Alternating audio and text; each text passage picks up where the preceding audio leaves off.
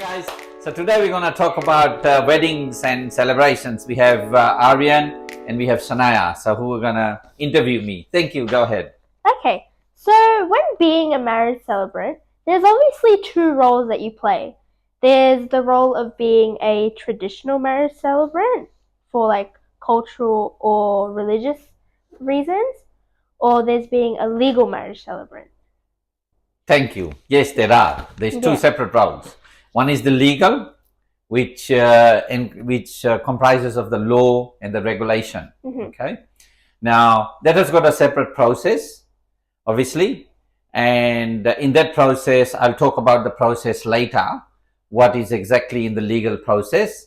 So there is definitely a legal marriage, okay, and people need to be accredited for that. Yeah. Need to be be registered for that. So I am one of the legal marriage celebrants, obviously. Okay. So and the other part, as you said, yes, there is the rituals or the cultural or the religious. Now the religious one is again separate.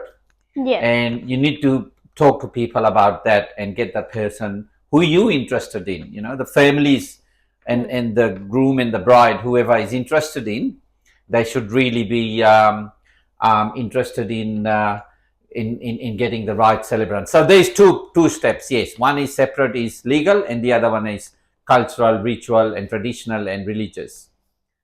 So now we have Aryan. He had a question for me.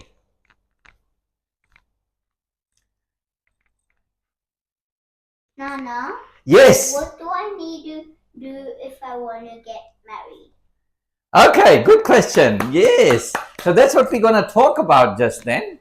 Actually, that's exactly what we're going to talk about. And there is steps, obviously. There's different steps in weddings and marriages. And so let's see what question you have. So we'll talk about that with Shania and you can pick it up from that. There are obviously some challenge during the process in what leads up to the marriage. So could you explain that? Okay, please? so the challenges, right? Yeah, the challenges. Yeah, there is a lot of challenges. And that's what this video is about, actually. That's what the key point here is, okay? Yeah. Talk about the challenges and how to come across that and unpack those. So the challenges are, number one is, you obviously now need to know those two different roles. One is legal and the other one is the traditional, cultural and religious. That's number one thing. You need to separate the two. Yeah. The second thing is, obviously this is about entertainment, celebration, happiness. Yeah. Two families coming together, okay? The bride's family and the groom's family. So the challenges generally are, and in the tips I'll talk about how to get through those challenges, right? To find the solutions for those challenges. So the challenges are, number one, right? Number one is, and you can see that, you can see written on the bottom here. Number one challenge is the two families don't come together. Yes, obviously. Okay? They have to start communicating. So it's a challenge. The second challenge is obviously the bride's, you know, bride's parents or the bride's family has got a different upbringing and different values and different culture. And so does the groom's family, different cultures. But at the end of the day, they have to come together and come to a mutual and consensus. So that's the other challenge.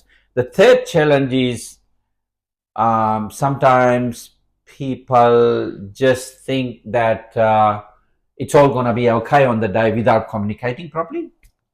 That, you know, like not everything is unpacked. So it's really so important to talk about everything. What would the day look like or the days look like, even in the lead up to that. Okay? The other challenge is that sometimes, you know, like finance can be in the way. Yeah. Finance is so important, isn't it? Yeah. So that's another challenge, and that sometimes can deter people. But there's solution for everything.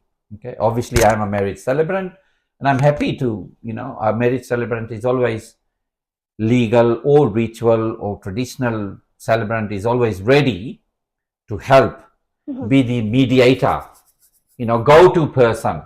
Yes. I hope that makes sense. Yeah. Okay, so what are some tips for weddings and marriages? Okay, so as I said in the challenges, we were almost unpacking the solutions as well. So one of the first tip is engage a celebrant as quickly as possible in this Yes. process. So important. Mhm. That's number one tip. Okay, get a celebrant. Engage one. Mhm. Okay. Now you can shop around. I mean, obviously, we all have different. Different celebrants will have different personalities, Mhm. different ways, different beliefs, different whatever. But a celebrant will always try to mediate and do the right thing by both the groom and the bride side. Okay, that's first tip. Second tip is you have to start communicating and planning as early as possible. It could be as early as 2 years even. Mhm. Because it's a big thing you're doing, obviously. A lot of people are going to come. It's going to be fun, entertainment. It's just like anything, like a birthday party, you start planning 2 years earlier, or at least 1 year, or at least 6 months early. This is two families coming together, so start planning, thinking about it, think through, ask questions, get people together, rehearsal, rehearse even. So the other tip is you have to at some point do rehearsals. Even come up with an agenda, a draft agenda, and share that agenda with the groom, the bride, and their families with the key. But also another very important tip is you have to decide who are the key decision makers. Every family, every partner, or every relationship brings upon someone who wants to be part of the decision making. Make sure you involve that person. Yes. As early as possible. So those are some of the tips. Obviously, if you engage, a celebrant earlier, you'll get a lot of tips and support, and you can. Because it's good to plan, because a marriage is not something you take lightly, Yes, absolutely. Okay, can you talk us through the cost and fees and charges when it comes to the marriage? So that means I can get paid, is it? No, because marriage isn't cheap. Aryan, is it good to be paid? I don't know. Anyway, so yes, the cost is something like this. For the legal wedding celebrant, okay, we were legal. The best advice from me would be to ask that question to the celebrant. Okay, ask, and that's the only way you're gonna know, or the person is gonna know. It's good to ask that question. What is gonna cost? Okay, number one. Number two, for the legal side, obviously there is lodging fees. Yes. Okay, and obviously there is also, I guess, paperwork fees, and then there is whatever you want to pay the celebrant. So that's that. Now, same thing with the religious or the religious or ritual or cultural celebrant. Same thing. There will be charges. Now, there's also other costs, because you just said you didn't specify or explicitly ask for marriage celebrants fees. I think there's other fees and charges as well. Okay, now things like your venue, entertainment, your sound, okay, your food, they're so critical. Okay, sometimes people do it for a couple of days. Okay, different cultures and rituals and traditions have different days as well, like over a few days. So those are some of the things for the cost. Yeah, just start planning, budgeting, and allocating money aside for that. Who's gonna pay? Yeah. So very good question. Yeah. And about my fees and celebrants' fees, you have to ask them, obviously. Okay. What are some steps of legal marriage? Legal marriage? Yeah. Okay. What are the steps of Okay. For the legal marriage, it's simple. Number one is called notice of intent to get married. It's called NOIM, notice of intention to get married. You have to do that form first. Okay. That's usually has to be done at least a month before the actual legal marriage day. I'm talking about the legal marriage day. Okay.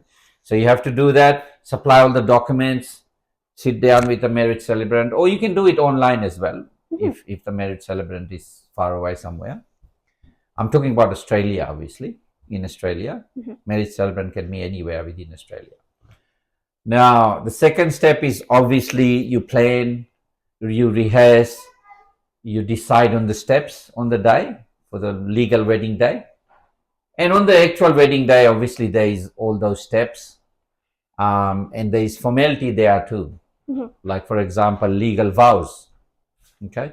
Now, legal vows means, as per the regulation in the law, you have to say in a certain way. Okay.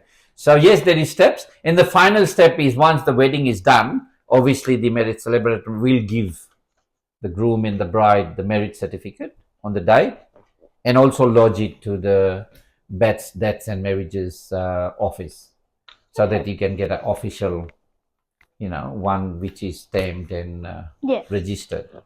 So that's the last part. Okay, the ending part. So any other questions you had? No, all good now. Oh, Thank good. you. So people who want to get in touch, please do so by asking questions. And all the very best with your upcoming wedding or marriage. And thank you for the interview. And thank you, Aryan, as well. You can come now, Aryan, if you're there. All right. Thank you. Bye, everyone. Thank you. Bye.